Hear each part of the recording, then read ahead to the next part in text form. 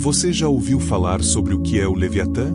E o que tem por trás dessa figura tão misteriosa? No livro de Jó, o Leviatã é descrito como um monstro marinho gigantesco, com escamas tão resistentes que nada pode atravessá-las, uma força absurda e até a capacidade de soltar fogo pela boca. Quando a Bíblia foi traduzida para o grego na Septuaginta, o Leviatã recebeu o nome de Drakon, que lembra bastante a palavra dragão. Mas será que ele era mesmo um dragão? A história é muito mais complexa e fascinante do que parece. Vamos ver todas as passagens bíblicas que falam sobre o Leviatã e comparar essas descrições com registros históricos e achados arqueológicos. Isso vai nos ajudar a entender o verdadeiro significado desse nome e o que ele representava para os povos antigos. Então, se você quer descobrir toda a verdade sobre o que é o Leviatã, já se inscreve no canal e fica com a gente até o final do vídeo. Vamos lá!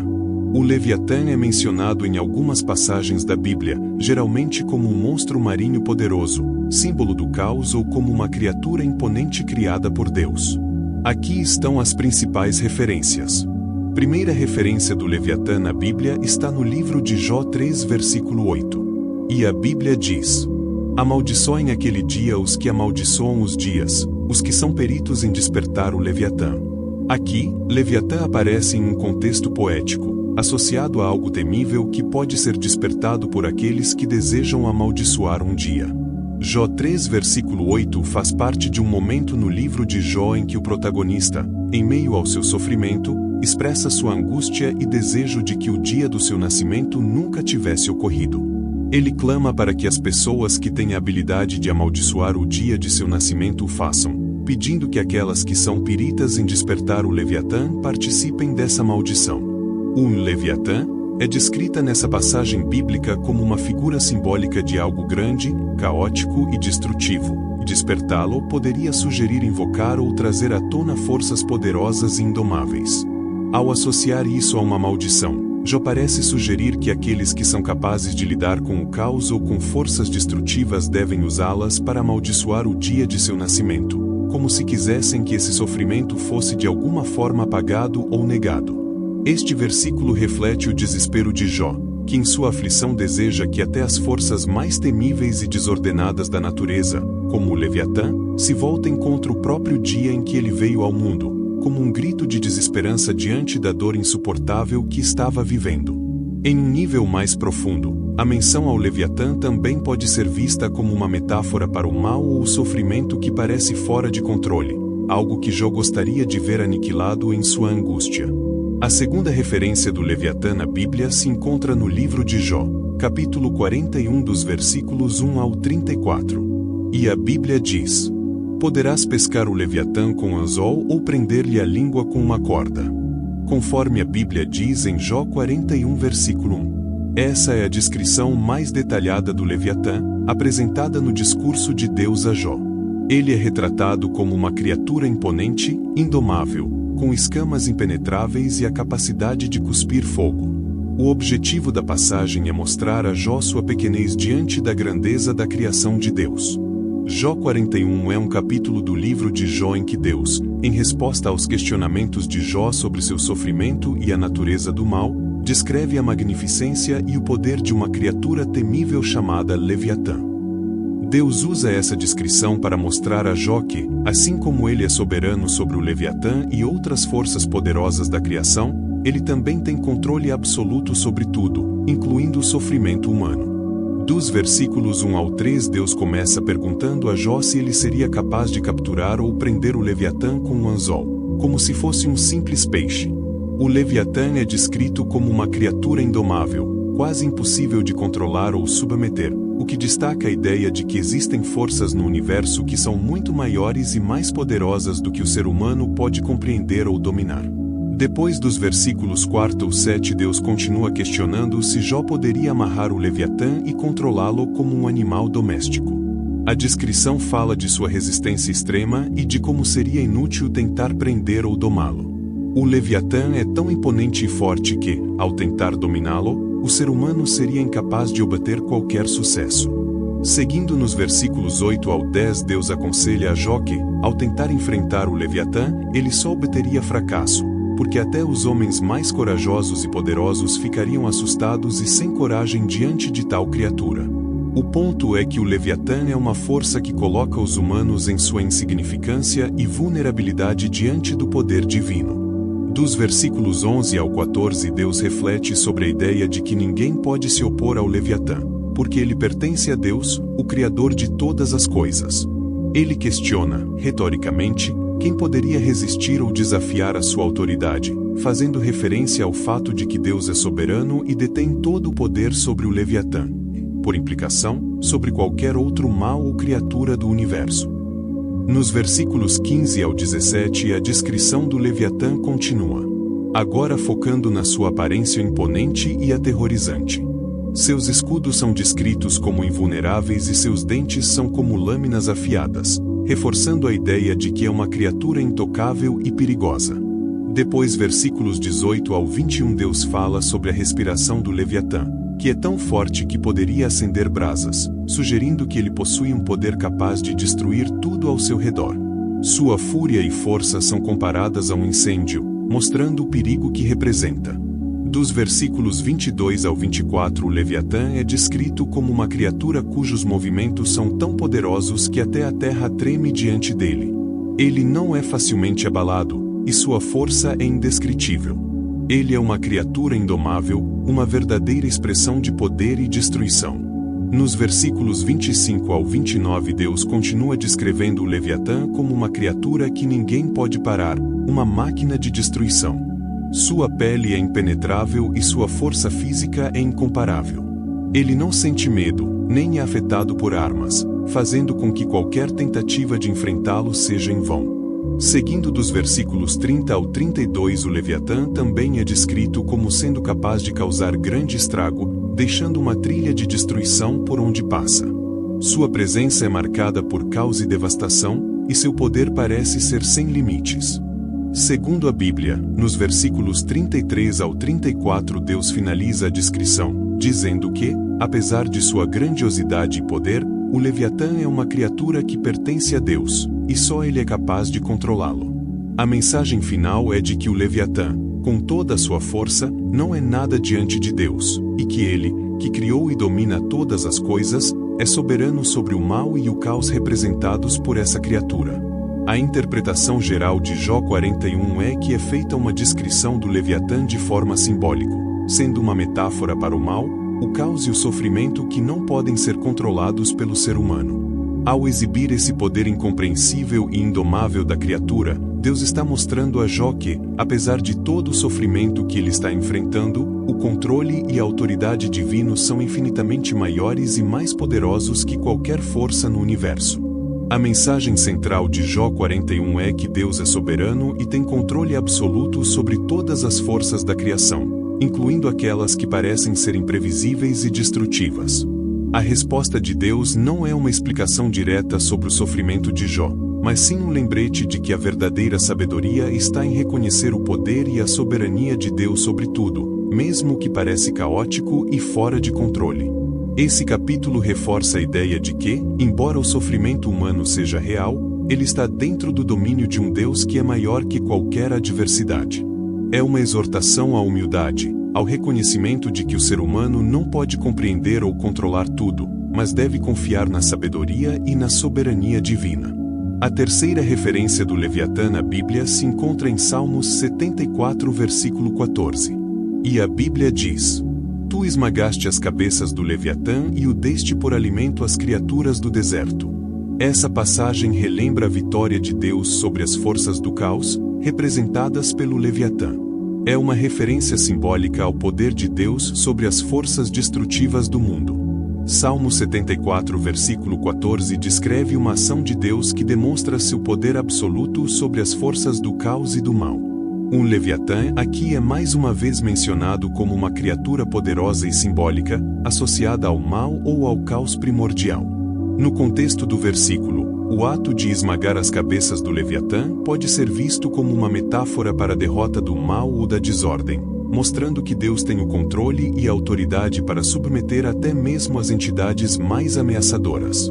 A parte em que Deus o deu por alimento às criaturas do deserto também é simbólica, sugerindo que o mal, ao ser derrotado, não só perde sua força, mas também se torna parte do ciclo natural e da ordem que Deus estabeleceu no mundo. Ou seja, até aquilo que é considerado ameaçador e destrutivo se submete ao propósito divino e é transformado em algo que serve à criação de Deus. Esse versículo, portanto, transmite uma imagem de Deus como soberano que derrota qualquer força adversária, reafirmando sua autoridade sobre o caos e garantindo a restauração da ordem e do bem. A quarta passagem sobre o Leviatã na Bíblia se encontra em Salmos 104, versículo 26. E a Bíblia diz: ali andam os navios e o Leviatã, que formaste para com ele brincar. Diferente de outras passagens, aqui o Leviatã não é uma ameaça, mas sim uma criatura que faz parte da criação de Deus, mostrando que tudo está sob seu controle.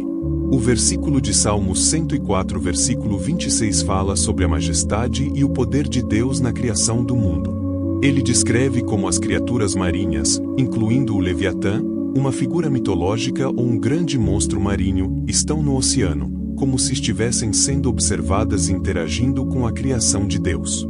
A parte em que diz para com ele brincar pode ser entendida como uma forma poética de destacar a soberania e o domínio de Deus sobre todas as coisas, mostrando que ele, com sua grandeza, pode se relacionar de maneira lúdica até mesmo com essas forças poderosas da natureza. O versículo, portanto, transmite a ideia de que Deus é o Criador de tudo e tem controle absoluto sobre todas as criaturas, até as mais formidáveis. E a quinta e última referência do Leviatã na Bíblia se encontra em Isaías 24, versículo 1. E a Bíblia diz: naquele dia, com sua espada dura, grande e forte, o Senhor castigará o Leviatã, a serpente veloz, o Leviatã, a serpente tortuosa, e matará o monstro que está no mar. O Leviatã aqui representa as forças do mal e do caos que Deus derrotará no futuro. Pode simbolizar nações opressoras ou poderes malignos que serão julgados por Deus.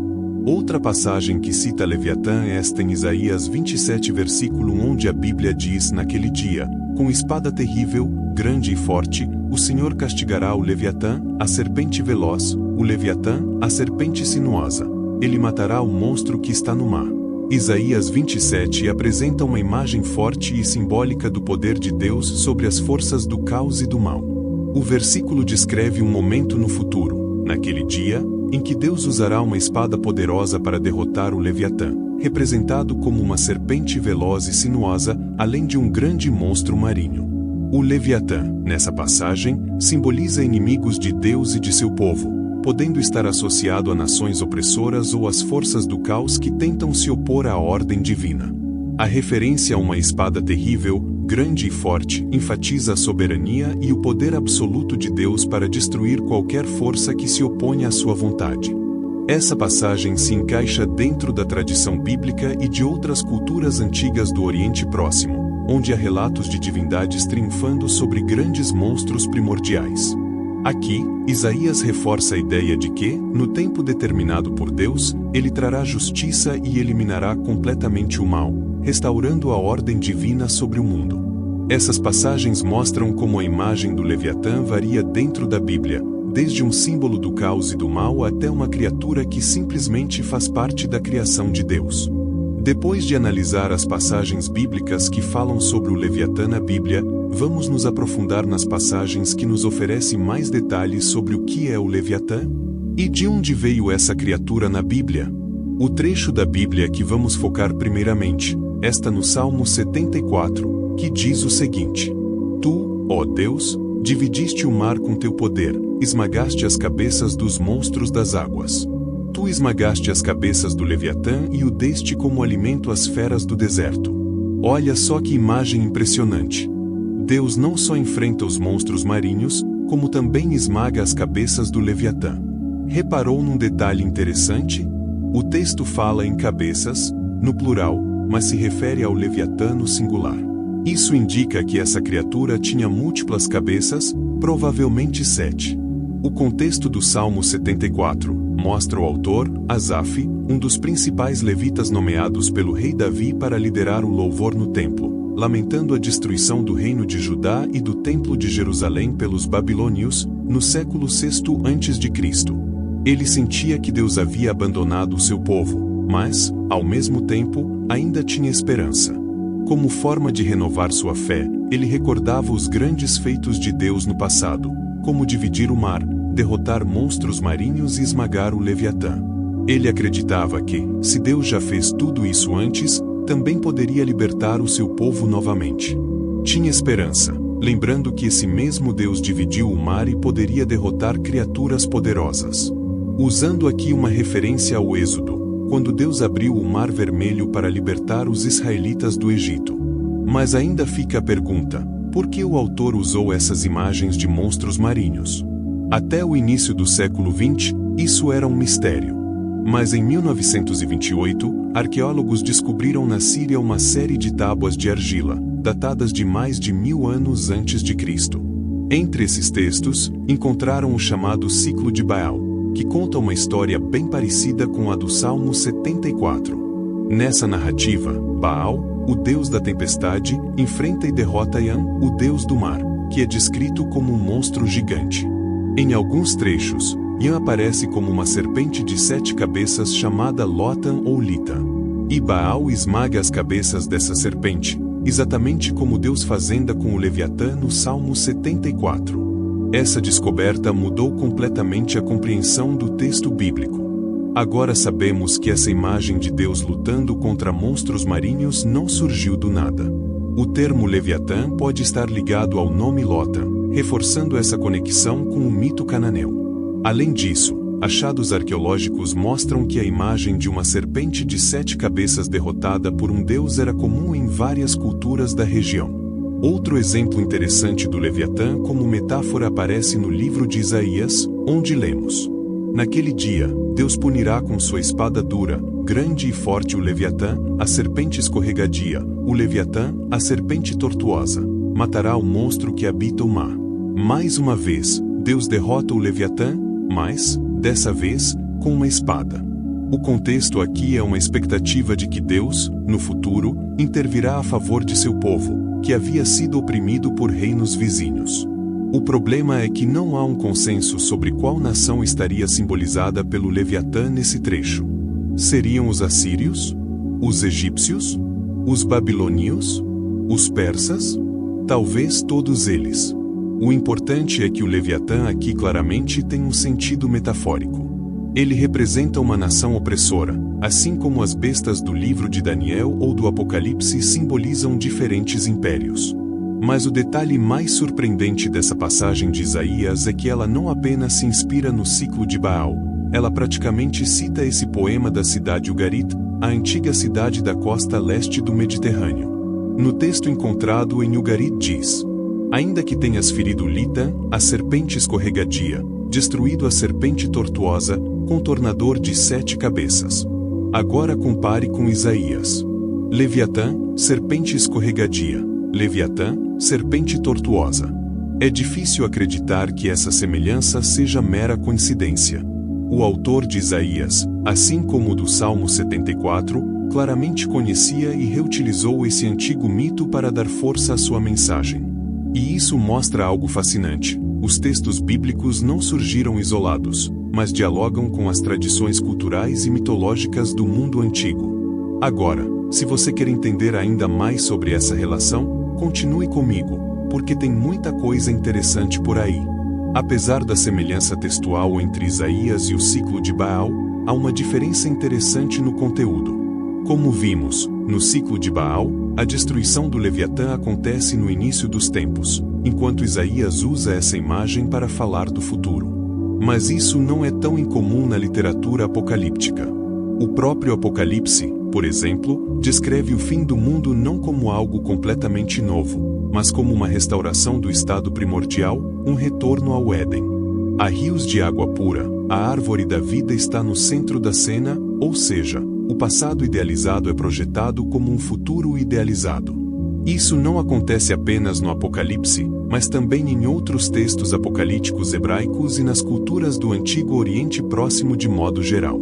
Então, O fato de Isaías reutilizar uma imagem primordial para descrever um evento futuro não é nada surpreendente. Agora, avançando para outras referências ao Leviatã na Bíblia, é interessante notar que nem todas retratam essa criatura como um monstro derrotado por Deus. Um exemplo marcante está no livro de Jó, que apresenta a descrição mais longa e detalhada desse ser em toda a Bíblia. O trecho ocupa quase 2 capítulos inteiros, então aqui vai apenas um trecho. O contexto dessa passagem é Deus questionando Jó sobre sua insignificância diante da grandiosidade da criação. Poderás pescar o Leviatã com um anzol e atar-lhe a língua com uma corda?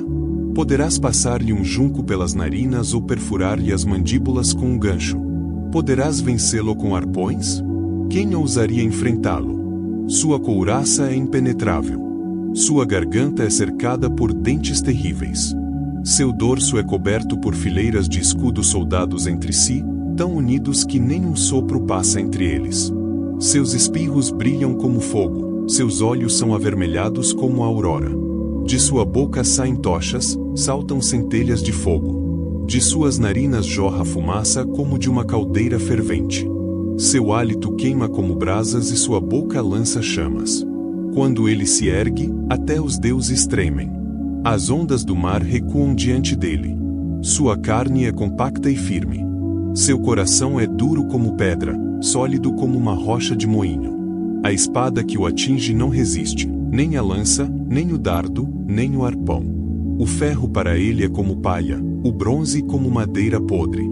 Ele faz ferver o abismo como uma caldeira, deixa atrás de si um rastro brilhante, como se o oceano tivesse cabelos brancos. Na terra, não há criatura que se compare a ele. Foi feito para não ter medo. Enfrenta os mais altivos e é rei sobre todos os filhos do orgulho. Essa descrição é impressionante. O Leviatã aqui não é apenas uma criatura marinha, ele é uma entidade colossal, de pele impenetrável, coberta de escamas, com dentes afiados e capaz de cuspir fogo. Sua simples presença faz o oceano ferver e aterroriza até os deuses. Curiosamente, essa imagem encontra paralelos em artefatos arqueológicos da região do Levante, onde serpentes marinhas são representadas cercadas por bolhas, possivelmente simbolizando a ebulição da água ao redor. Outro detalhe interessante é que, na Septuaginta, a tradução grega da Bíblia hebraica, o termo Leviatã foi traduzido como Drakon, palavra de onde vem nosso termo dragão. Mas vale notar que, originalmente, Drakon significava simplesmente serpente, especialmente uma serpente temida e perigosa. O cajado de Moisés, por exemplo, quando se transforma em uma serpente no Êxodo, é chamado de Drakon na Septuaginta. Mas o Leviatã não é apenas uma serpente. Ele é descrito como um Drakon gigantesco, blindado e cuspindo fogo, algo que o diferencia de todas as outras serpentes mencionadas na Bíblia. Ou seja, se hoje nossa ideia de dragão lembra muito o Leviatã, isso acontece porque, na verdade, foi o conceito de Leviatã que influenciou a construção do imaginário ocidental sobre dragões, e não o contrário.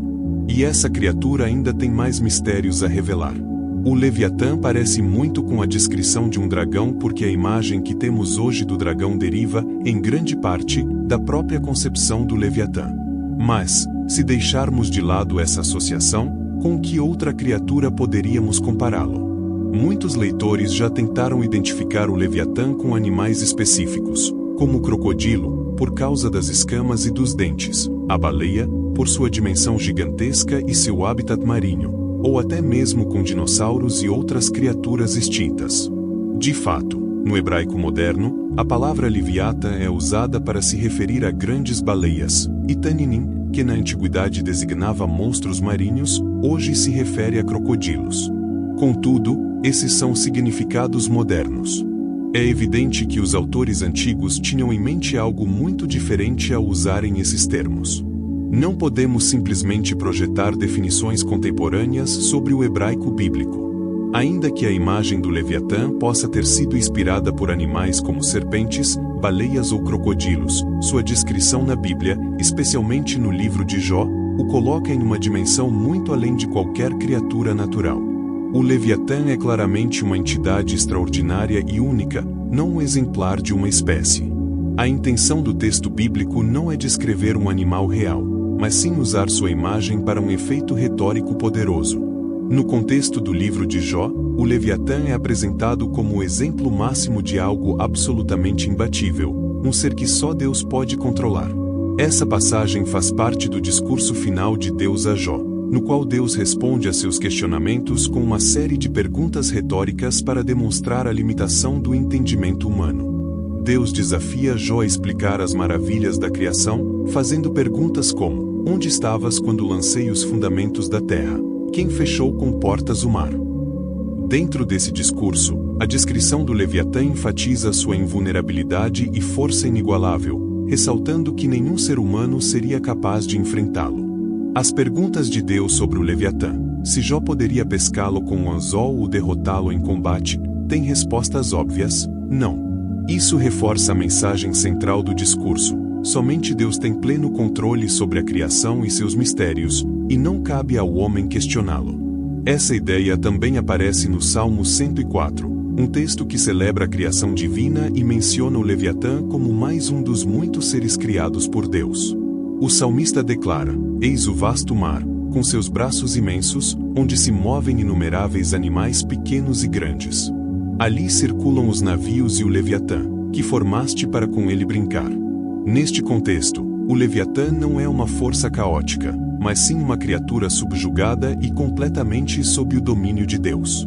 Essa imagem sugere um Deus tão poderoso que sequer precisa derrotar o Leviatã. Ele simplesmente brinca com ele, como se fosse um inofensivo brinquedo. Comparando essas diferentes referências bíblicas, vemos que o significado do Leviatã varia de texto para texto. Isso reflete a diversidade da própria Bíblia, uma coletânea de textos escritos por diferentes autores, em diferentes épocas e com diferentes propósitos. Naturalmente, essa heterogeneidade também se manifesta na compreensão do Leviatã ao longo das Escrituras. E essa transformação histórica não parou na Bíblia. Assim como a imagem do Leviatã foi influenciada por tradições cananeias e mesopotâmicas, ela também inspirou mitos posteriores. Em diversas culturas antigas, encontramos mitos de deuses enfrentando tipos de monstros. A imagem do Leviatã continuou a evoluir após os tempos bíblicos. No judaísmo rabínico, por exemplo, o Talmud menciona que Deus criou um Leviatã macho e uma fêmea, mas castrou o macho e abateu a fêmea para evitar que se multiplicassem e destruíssem o mundo. A carne da fêmea, segundo o texto, foi salgada e guardada para um banquete dos justos no fim dos tempos. No gnosticismo, os ofitas viam o Leviatã como um símbolo da alma universal e o representavam como o Ouroboros, a serpente que morde a própria cauda. Na teologia cristã medieval, ele foi interpretado como um símbolo do diabo ou um dos 7 príncipes do inferno, associado ao pecado da inveja. Mais recentemente, o filósofo Thomas Hobbes usou o Leviatã como metáfora do estado absoluto em sua obra Leviatã, e Herman Melville frequentemente comparou a baleia branca de Moby Dick ao Leviatã, enfatizando sua dimensão colossal e sua resistência. Até mesmo a Igreja de Satã, fundada por Anton LaVey em 1966, adotou o nome Leviatã em seu sigilo de Baphomet, onde aparece escrito em hebraico em sentido anti-horário. Como vemos, a pergunta "o que é o Leviatã?" tem inúmeras respostas, e a cada dia novas interpretações surgem. Mas, se quisermos voltar aos textos mais antigos, sua imagem original remete a um ser primordial associado às águas caóticas, uma serpente monstruosa frequentemente retratada como o adversário do deus da tempestade. Fechamos com a descrição de Jó 41 sobre o que de fato é Leviatã. Deus descreve o Leviatã como uma criatura gigantesca e temível, impossível de ser domada pelo homem. Ele tem escamas impenetráveis, fogo sai de sua boca e fumaça de suas narinas. Nenhuma arma humana pode derrotá-lo. Ele é descrito como uma fera invencível e soberba, que reina sobre os orgulhosos. Alguns veem o Leviatã como um animal real, como um crocodilo ou dinossauro extinto. Outros acreditam que ele representa forças do caos ou até mesmo Satanás. No contexto de Jó, Leviatã simboliza algo muito além de um simples animal. Representa o poder e mistério de Deus sobre a criação. Ainda poderíamos explorar muitas outras questões sobre esse tema do Leviatã e as bestas do Apocalipse. Se houver interesse em falarmos mais sobre assuntos misteriosos da Bíblia, deixem suas sugestões nos comentários. Aproveite e assista também ao vídeo que está aparecendo agora na sua tela. Deus abençoe.